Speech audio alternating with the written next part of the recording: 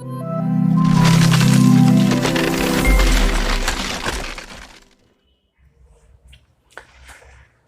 Morning मित्रों, मैं सौरभ पांडे आपका निखिल क्लासेस में स्वागत करता हूं। तो आज हम लोग पढ़ेंगे जो चैप्टर है भारत को, भारतीय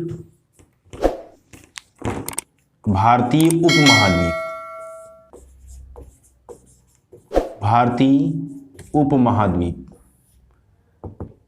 स्थिति और विस्तार। ठीक है, भारतीय उपमहाद्वीप, स्थिति और विस्तार, इंडियन सब कॉन्टिनेंट, पोजीशन एंड एक्सटेंट, यानी भारतीय उपमहाद्वीप जो है वो कहाँ है, कैसे है, उसका विस्तार कैसे है, ये चीजों को हम लोग को देखना है। इससे पहले एक चैप्टर में हम लोग पढ़े थे कि भारत को जानो, उसमें कुछ हाइलाइट्स जो इंडिया के हैं, जैसे राज्य है, राजधानी है, कौन कहाँ है, कैसे है, ये सारी चीजें हमने बता दिया था। सबसे लेटेस्ट स्टेट आपका कौन सा राज्य कौन सा है, तो आपका तेलंगाना है। आपका सबसे लेटेस्ट जो वो केंद्र शासित प्रदेश है तो दमन दीव और दादर नगर हवेली था। ये चीजें हम लोग बता दिए थे, कहाँ कैसे है, अरब सागर है इधर, बंगाल की खाड़ी है इधर। तो अब हम लोग बात करेंगे पूरा जो भारत उपमहाद्वीप का है, ये वो हाईलाइट था। अब ये मेन चैप्टर शुरू हो रहा है। तो इसके पहले जस्ट आप लोग ग्लोब वाला चैप्टर देखे होंगे, तो उसी क्रम से हम लोग शुरू करते हैं कि भारत का जो अक्षांशीय विस्तार है, भारत यानी किन दो अक्षांशों के बीच में था, यानी अक्षांशीय विस्तार यानी पड़ी हुई रेखा है। तो यहां जो कन्याकुमारी था वो कितने डिग्री किस अक्षांश पे था, तो जो कन्याकुमारी था, ये जो आपका कन्याकुमारी,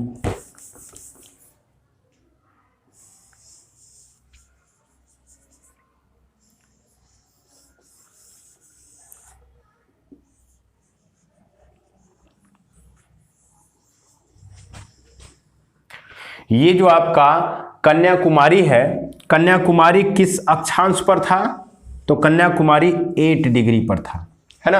आपका जो जम्मू कश्मीर था वो किस डिग्री पर था, तो 37 डिग्री उत्तरी अक्षांश,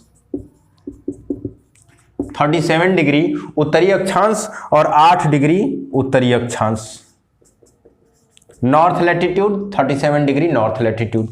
ठीक है, इसके बाद देशांतरी विस्तार भी हम लोग देखे थे। जो गुजरात था वो 68 डिग्री 7 मिनट पूर्वी देशांतर, ये 8 डिग्री 4 मिनट उत्तरी अक्षांश था, 37 डिग्री 6 मिनट उत्तरी अक्षांश था। ठीक है, एग्जैक्ट अब लिख देते हैं। और 68 डिग्री 7 मिनट पूर्वी देशांतर, जिसमें एक तो भारत के बीच से देशांतर गुजर रही थी, जो कितने डिग्री पर थी, 82.5 डिग्री पूर्वी देशांतर, ईस्टर्न लॉन्गिट्यूड। ठीक है, और जो भारत का सबसे लास्ट जो आपका देशांतरी विस्तार है वो कितना पर है, 97 डिग्री 25 मिनट पूर्वी देशांतर। ठीक है, ईस्टर्न लॉन्गिट्यूड। ये है आपका अक्षांशीय विस्तार। भारत किन दो अक्षांशों के बीच में है, किन दो लैटिट्यूड्स के बीच, लॉन्गिट्यूड्स के बीच में है, 68 से 97 डिग्री पूर्वी देशांतर। किन दो अक्षांशों के बीच में है, तो 8 डिग्री 4 मिनट उत्तरी अक्षांश से 37 डिग्री 6 मिनट उत्तरी अक्षांश। ठीक है, ये हमारा अक्षांशीय विस्तार, देशांतरी विस्तार था। अब हम लोग देखते हैं कि ये जो आपका पूरा इंडिया है, ये जो इंडिया है, इसका टोटल एरिया कितनी है, कुल क्षेत्रफल कितना है, इंडिया का टोटल एरिया कितनी है, कुल क्षेत्रफल कितना है। कुल क्षेत्रफल जो आपका इंडिया का है वो है आपका 32,87,263 वर्ग किलोमीटर, स्क्वायर किलोमीटर, है ना।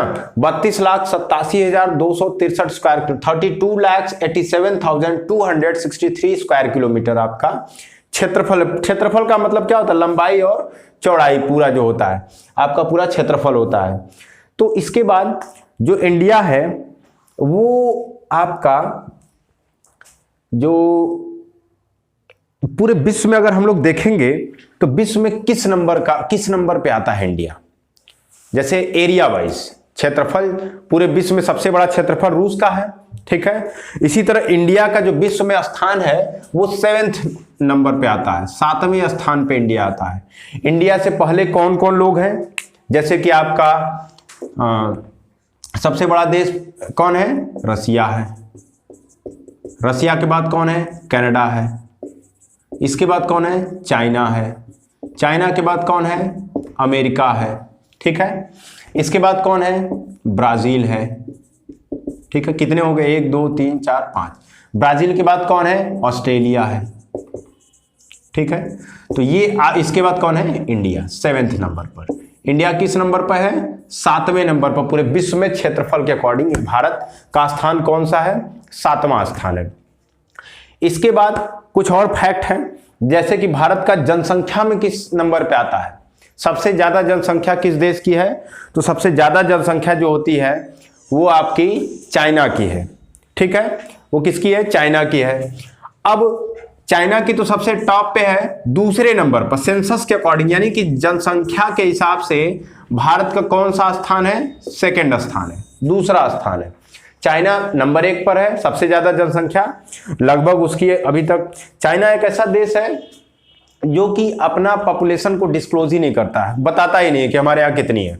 वो तो जो विश्व की अन्य एजेंसियां हैं वो प्रेडिक्शन करती है, जैसे यूनाइटेड नेशंस हुआ, IMF हुआ, ये संस्थाएं आपकी, वर्ल्ड बैंक हुआ, ये संस्थाएं आपकी उसकी जनसंख्या का प्रेडिक्शन करती हैं, अनुमान लगाती हैं कि 140 करोड़ होगी, यानी लगभग 1.5 अरब के आसपास होगी। और इंडिया की कितनी है? 121 करोड़ है अभी तक, जब तक कि 2021 का सेंसस नहीं आ जा रहा है।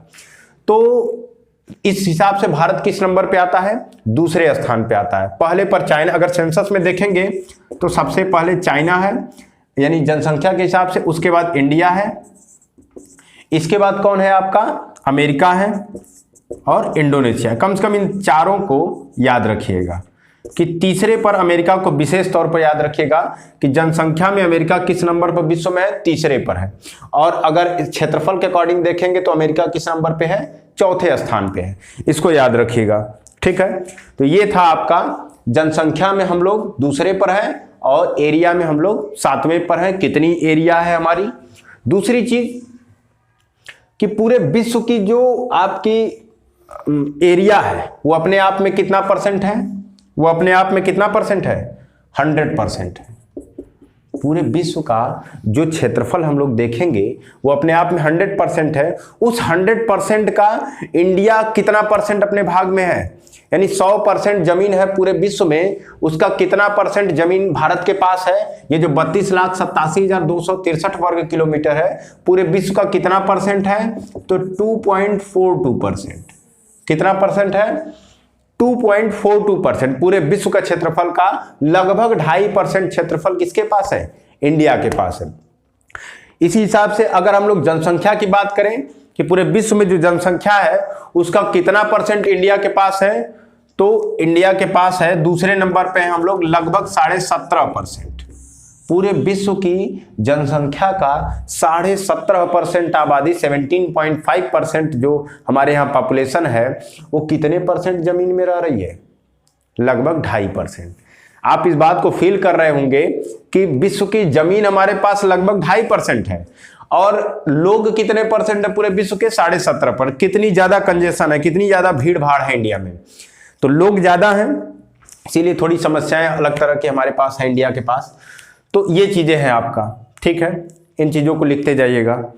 अगला पॉइंट क्या है कि इंडिया का जो आपका उत्तर से लेकर के दक्षिण तक की जो दूरी है, नॉर्थ टू साउथ, उत्तर से लेकर के दक्षिण तक की जो दूरी है, डिस्टेंस है, यानी कश्मीर से लेकर के कन्याकुमारी तक का जो डिस्टेंस है वो कितना है? तो वो डिस्टेंस है आपकी 3,214 किलोमीटर, 3,214 किलोमीटर आपका उत्तर से लेकर के दक्षिण तक, कश्मीर से कन्याकुमारी तक का आपका डिस्टेंस है। और हम बात कर लें कि वेस्ट टू ईस्ट कितनी डिस्टेंस है? पूरब से पश्चिम, यानी गुजरात से लेकर के अरुणाचल प्रदेश की जो डिस्टेंस है, जो दूरी है, वो कितनी है? तो 2,933 किलोमीटर, 2,933 किलोमीटर। ये इंडिया की वेस्ट टू ईस्ट की दूरी है। ठीक है, ये चीजें हम लोग को जानना है। इसके बाद क्या है? इसके बाद हम लोग देख लेते हैं। तो अब हमारा जो आपके लैंड बाउंड्री की बात करें, भारत के जो पड़ोसी देश हैं, जो आपके पड़ोसी देश हैं वो कौन कौन से हैं, उनको हम लोग देखेंगे। तो पड़ोसी जो होते हैं वो दो तरह के होते हैं। कौन कौन से होते हैं? दो तरह के पड़ोसी होते हैं। कुछ लोग ये कह देते हैं, जैसे ऑफलाइन क्लासेस लेते हैं तो उसमें बताते हैं कि अच्छे पड़ोसी होते हैं, एक बुरे पड़ोसी होते हैं। तो पड़ोसी यहाँ इस टाइप का नहीं है। जो नेबरिंग कंट्री है, जो पड़ोसी देश हैं, वो दो तरह के होते हैं नेबरिंग कंट्री, पड़ोसी देश। एक है जो कि जिनसे हमारी लैंड बाउंड्री शेयर होती है, या लैंड बाउंड्री का मतलब क्या है? स्थलीय सीमा, जिनसे हमारी स्थलीय सीमा लगती है। कुछ पड़ोसी देश हैं जिनसे हमारी क्या लगती है? वाटर बाउंड्री लगती है। वाटर बाउंड्री का मतलब क्या है? जलीय सीमा, जिनसे हमारी जलीय सीमा लगती है। तो यानी इंडिया का ये वाला हिस्सा, ये जो ऊपर वाले ये हिस्से हैं, इस पर जो जो देश हैं वो हमारे किस सीमा पर आएंगे? स्थलीय सीमा पर आएंगे, लैंड बाउंड्री वाले कंट्रीज हैं। और जो देश इस रीजन में आएंगे, जो जल के, जो अरब सागर हो, चाहे बंगाल खाड़ी हो, चाहे हिंद महासागर में जो देश हैं, वो हमारे किस बाउंड्री में शेयर करेंगे? वो वाटर बाउंड्री वाले देश होंगे। तो देख लेते हैं कि भारत के कौन कौन से स्थलीय सीमा प्रदेश हैं और कौन कौन से जलीय सीमा प्रदेश हैं। तो क्वेश्चन ये डायरेक्ट पूछा हुआ है कि भारत के टोटल कितने पड़ोसी देश हैं। ठीक है, तो अभी उसको आगे कराता हूं, लेकिन ये बाइफरकेट करके भी क्वेश्चन आता है, तो इसलिए इनको बाइफरकेट करेंगे, फिर टोटल आपको बताएंगे, देखेंगे किस तरीके से होता है। तो स्थलीय सीमा इधर आपका देख लेते हैं, आपका अरब सागर है, आपको मैप में भी दिख रहा होगा, इधर आपकी बंगाल की खाड़ी है। ठीक है, तो सबसे पहली हमारी सीमा जो मिलती है, हमारे सबसे घनिष्ठ पड़ोसी हैं, क्या नाम है इनका? तो इनका नाम है आपका पाकिस्तान। ठीक है, इसके ऊपर बढ़ते हैं। इसके ऊपर एक देश है जिसका क्या नाम है? अफगानिस्तान। सबसे छोटी सीमा हमारी स्थलीय सीमा की इन्हीं के साथ लगती है, अफगानिस्तान की। इसके बाद इधर कौन है? इधर पूरा किसका क्षेत्र है? चाइना का क्षेत्र है। ठीक है, इधर देखेंगे तो आपका नेपाल है, नेपाल है। इसके बाद आपका हल्का सा देखेंगे तो भूटान है। ठीक है, इसके बाद इधर चाइना था, इधर आपका म्यांमार है, इधर आपका म्यांमार, और इधर आपका कौन है? बांग्लादेश। इधर आपका बांग्लादेश है। इस मैप में भी आप देख सकते हैं कि सबसे पहले इधर पाकिस्तान था, इसके बाद इधर अफगानिस्तान हल्की सी बाउंड्री लग रही है, इसके बाद इधर पूरा चाइना है, नेपाल है, भूटान है, म्यांमार है, और इधर कौन है? बांग्लादेश। तो हमारे जो स्थलीय सीमा है उस पे कितने देश हैं? 1 2 3 4 5 6 और 7। तो हमारे जो स्थलीय सीमा है उस पे कितने देश हैं? 7 देश हैं। इनका आपको सीक्वेंस में पता होना चाहिए कि पाकिस्तान है, अफगानिस्तान है, चाइना है, नेपाल है, भूटान है, म्यांमार है और बांग्लादेश है। ठीक है, तो स्थलीय सीमा में आपके 7 देश हैं। सबसे बड़ी स्थलीय सीमा हमारी किस देश के साथ लगती है? तो सबसे बड़ी जो स्थलीय सीमा है वो हमारी, ये सब नोट करते जाइएगा एक एक चीजें, बांग्लादेश के साथ लगती है। सबसे बड़ी सीमा हमारी बांग्लादेश के साथ लगती है। उसके बाद सबसे बड़ी दूसरे नंबर पे चाइना के साथ लगती है। ठीक है, उसके बाद चाइना के साथ लगती है। अब आ जाते हैं, और सबसे छोटी किसके साथ लगती है? सबसे छोटी सीमा हमारी अफगानिस्तान के साथ लगती है। ठीक है, और कुछ चीजें हैं जैसे कि पाकिस्तान के साथ हमारा सबसे बड़ा राज्य जो बाउंड्री शेयर करता है वो कौन सा राज्य है? पाकिस्तान के साथ बाउंड्री शेयर करने वाला। ठीक है, तो सबसे बड़ा राज्य है पाकिस्तान के साथ बाउंड्री शेयर करने वाला आपका राजस्थान। ठीक है, अफगानिस्तान के साथ हमारा सबसे बड़ी बाउंड्री किसके साथ लगती है? तो वो एकमात्र है जो कि आपका लद्दाख ही है। ठीक है, चाइना के साथ सबसे बड़ा बाउंड्री शेयर करने वाला हमारा राज्य कौन सा है? तो वो कौन सा राज्य है? वो भी आपका लद्दाख ही है। ठीक है, नेपाल के साथ सबसे बड़ी बाउंड्री हमारी किस राज्य के साथ शेयर होती है? तो वो बिहार के साथ शेयर होती है। ठीक है, भूटान के साथ हमारी सबसे बड़ी बाउंड्री शेयर करने वाला राज्य कौन सा है? तो आपका असम है। अगर हम बात कर ले म्यांमार की बाउंड्री सबसे ज्यादा किसके साथ शेयर होती है? तो देखिए आपका यहाँ मिजोरम है जो कि सबसे बड़ी बाउंड्री शेयर करता है। ये सब क्वेश्चन आपको खुद से निकालने पड़ेंगे।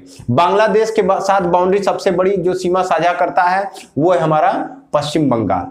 तो 7 स्टेट है, किनसे सबसे बड़ी सीमा साझा होती है ये आपको 1 बाय 1 उसमें जा करके देखना पड़ेगा, क्योंकि क्वेश्चन धीरे धीरे समय बदल रहा है और बदलते समय के साथ अगर आप तैयार नहीं रहेंगे तो क्वेश्चन कर पाने में सक्षम नहीं हो पाएंगे। तो इस तरीके से हम देख लिए कि किस राज्य के साथ किसकी बड़ी सीमा लगती है। इंडिया के 17 राज्य हैं जो कि पड़ोसी देशों से सीमा साझा करते हैं, बाउंड्री शेयर करते हैं, उनको आपको जाके लोकेट करिएगा। ये आपको होमवर्क दे रहे हैं, कौन कौन से राज्य हैं, किन किन देशों के साथ बाउंड्री शेयर करते हैं।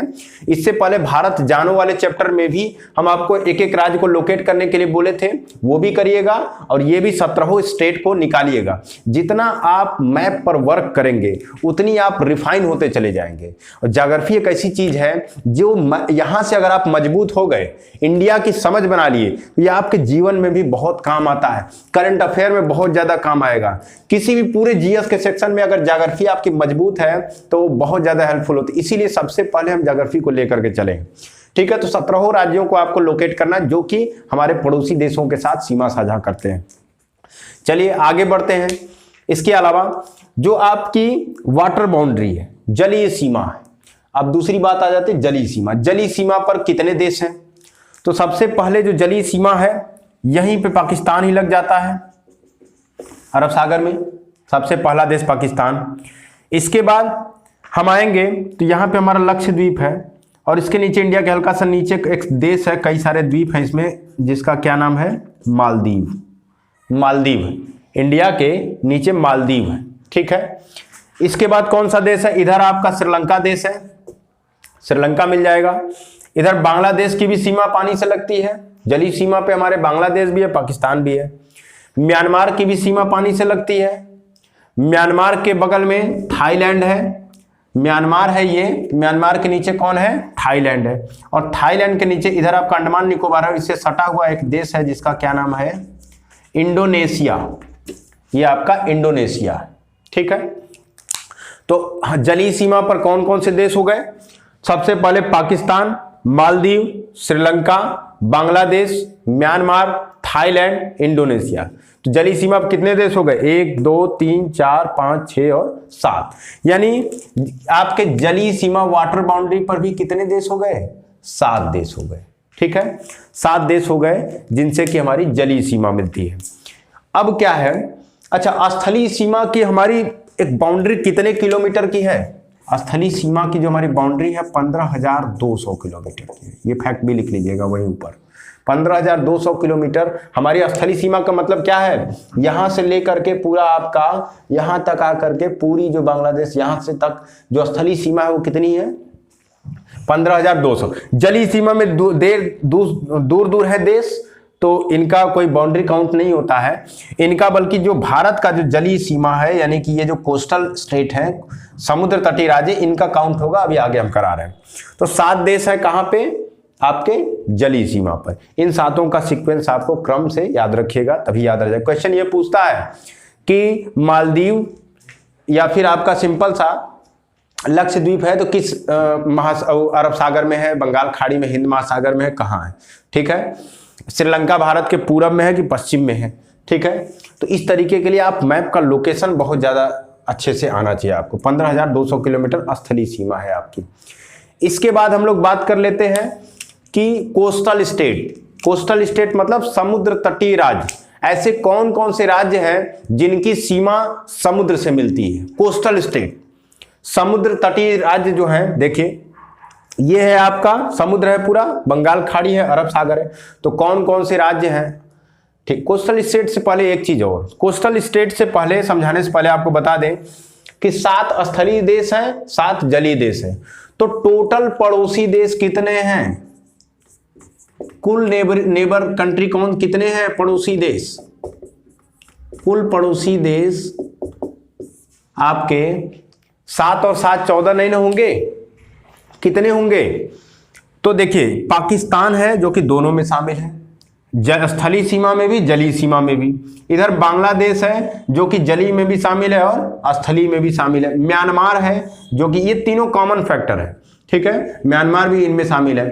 तो आपके टोटल पड़ोसी देश कितने हो जाएंगे? 3 माइनस हो जाएगा तो 11। कुल पड़ोसी देश आपके 11 है।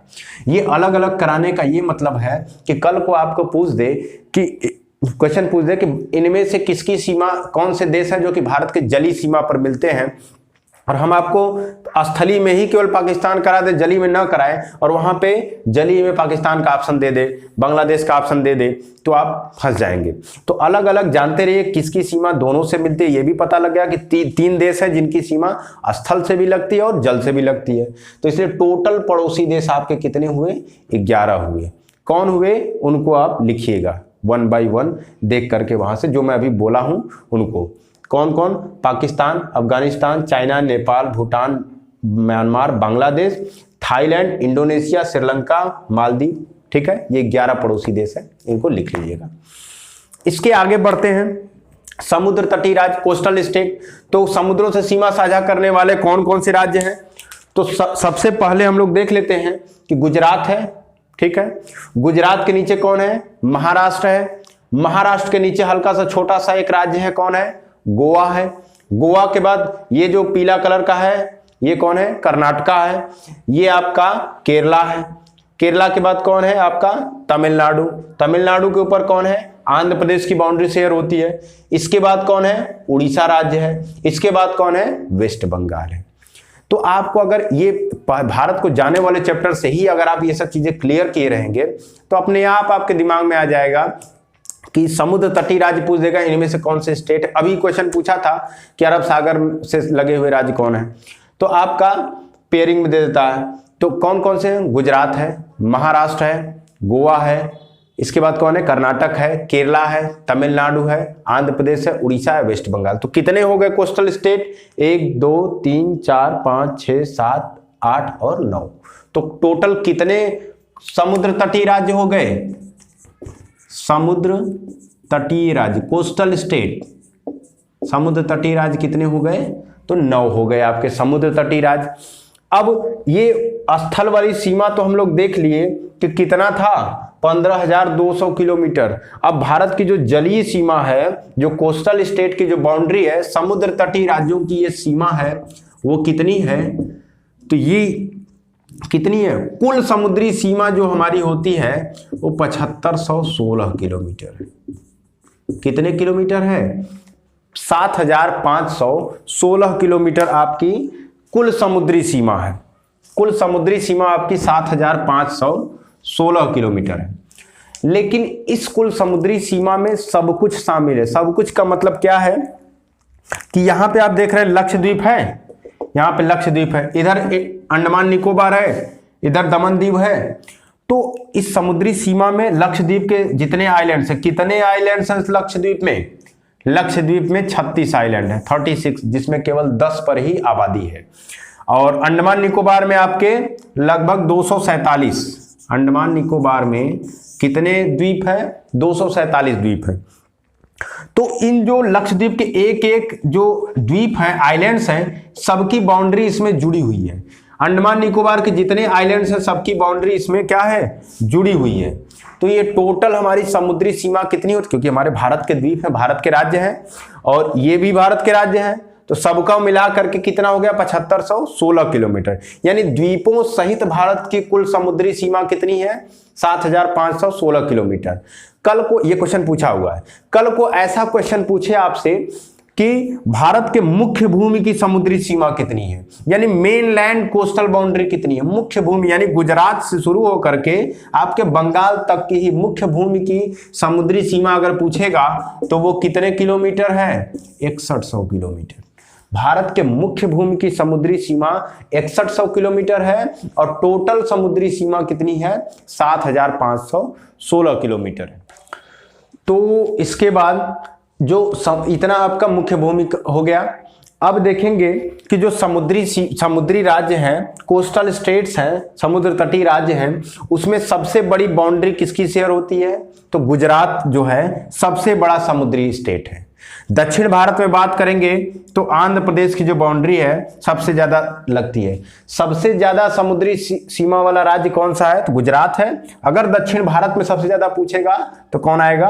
आंध्र प्रदेश आएगा। ठीक है, इसके बाद कुछ चीजें होती हैं, जैसे कि आपका इसी समुद्र से लगा हुआ कुछ एरिया तक 3 सीमाएं होती हैं, 3 सीमाएं होती हैं। ठीक है, एक होता है इस आधार, एक बेस लाइन होता है। जैसे मान लीजिए हमारा तट है, ये तट देखिए बहुत ही इधर उधर है, तो इसमें एक बेस लाइन मान लिया जाता है। बेस लाइन का मतलब जैसे ये है, तो इसमें हम मान लेंगे ये हमारी बेस लाइन है। इस बेस लाइन से एक होता है 12 किलोमीटर, 12 नॉटिकल मील, 12 नॉटिकल मील, ठीक है। इसके बाद दूसरी सीमा हमारी होती है आपकी 24 नॉटिकल मील, 24 नॉटिकल मील, और एक और सीमा होती है बेस लाइन से 200 नॉटिकल मील। एक होता है जिसे हम दूरी मापते हैं किलोमीटर में, तो समुद्री सीमा मापने के लिए एक दूसरी इकाई का यूज किया जाता है नॉटिकल मील। नॉटिकल मील का क्या मतलब है कि एक नॉटिकल मील में लगभग 1.8 किलोमीटर, लगभग इतना आता है एक नॉटिकल मील में। तो ये उससे किलोमीटर से थोड़ी बड़ी इकाई है। तो 12 नॉटिकल मील की जो सीमा होती है बेस लाइन से, उस सीमा को बोला जाता है प्रादेशिक जल सीमा, टेरिटोरियल वाटर। यानी कि यहां तक, जैसे इससे सटा हुआ कौन सा राज्य है आपका, उड़ीसा है, तो उड़ीसा 12 नॉटिकल मील तक का किसका अधिकार रहेगा, उसी राज्य का, जो राज्य का जुरिस्डिक्शन, जो राज्य सटा हुआ है उसके आगे 12 नॉटिकल मील तक उड़ीसा का ही अधिकार होगा, उसी स्टेट का, ठीक है। अब पूरा अगर आंध्र प्रदेश है तो इसके 12 नॉटिकल मील तक आंध्र प्रदेश का अधिकार होगा, आंध्र प्रदेश का 12 नॉटिकल मील तक अधिकार होगा, उड़ीसा का यहां तक, महाराष्ट्र का यहां तक, गुजरात का 12 नॉटिकल मील, उसी राज्य का अधिकार होता है। तो 12 नॉटिकल मील सबसे पहली सीमा है जिसे बोलते हैं प्रादेशिक जल सीमा, जो कि 12 नॉटिकल मील होता है, उस पर केवल राज्य का अधिकार होता है। दूसरी पॉइंट 24 नॉटिकल मील, यानी कि आधार रेखा से 24, 12 से 24 नहीं, आधार रेखा से यानी 12 और ज्यादा, तो वो 24 नॉटिकल मील जो है उसे बोलते हैं कॉन्टिग्यूअस जोन। कॉन्टिग्यूअस जोन का मतलब क्या है, कॉन्टिग्यूअस जोन का मतलब क्या है, 24 नॉटिकल मील जो होता है दूसरा, वो होता है कॉन्टिग्यूअस जोन, कॉन्टिग्यूअस जोन, जिसे संलग्न क्षेत्र बोलते हैं। इसे संलग्न क्षेत्र मतलब यहां पे केंद्र सरकार, अपतट वाला जो एरिया होता है, केंद्र सरकार इस पे देखती है। मेन जोन या 12 नॉटिकल मील को क्या कहा जाता है, तो प्रादेशिक जल सीमा, 24 नॉटिकल मील को कॉन्टिग्यूअस जोन बोला जाता है, संलग्न आर्थिक क्षेत्र बोला जाता है। इसके बाद तीसरा पॉइंट है जो कि आपका 200 नॉटिकल मील तक की दूरी होती है, इसे बोला जाता है अनन्य आर्थिक क्षेत्र, एक्सक्लूसिव इकोनॉमिक जोन। अनन्य आर्थिक क्षेत्र का क्या मतलब है, जो कि हमारे बेस लाइन से 200 नॉटिकल मील तक होती है। इसका मतलब यह है कि आपका जो भी 200 नॉटिकल मील तक जो समुद्री सीमा है, जो समुद्री सीमा है 200 नॉटिकल मील तक जो समुद्री सीमा है यहां से, इस पर आपका जितने भी रिसोर्सेज मिलेंगे, जितने भी संसाधन मिलेंगे, चाहे पेट्रोल मिले, कोयला मिले, पेट्रोल मिले, प्राकृतिक गैस मिले, 200 नॉटिकल मील तक कुछ भी संसाधन होता है उस पे उसी देश का अधिकार होता है जिस देश के सीमा में 200 नॉटिकल मील का एरिया आता है। तो पहला जोन 12 नॉटिकल मील वाला, जिसे बोलते हैं आपका, क्या बोलते हैं, प्रादेशिक जल सीमा, यानी कि टेरिटोरियल वाटर। दूसरा जोन है आपका 24 नॉटिकल मील तक, जिसे कॉन्टिग्यूअस जोन बोलते हैं, संलग्न आर्थिक क्षेत्र। इसके बाद आपका तीसरा है एक्सक्लूसिव इकोनॉमिक जोन, जो कि 200 नॉटिकल मील तक है, उसको अनन्य आर्थिक क्षेत्र, एक्सक्लूसिव इकोनॉमिक जोन बोलते हैं। जितने भी समुद्री संसाधन होते हैं, समुद्री संसाधन, उस पे उसी देश का अधिकार होता है, ठीक है। तो ये पहला पार्ट था भारतीय उपमहाद्वीप का।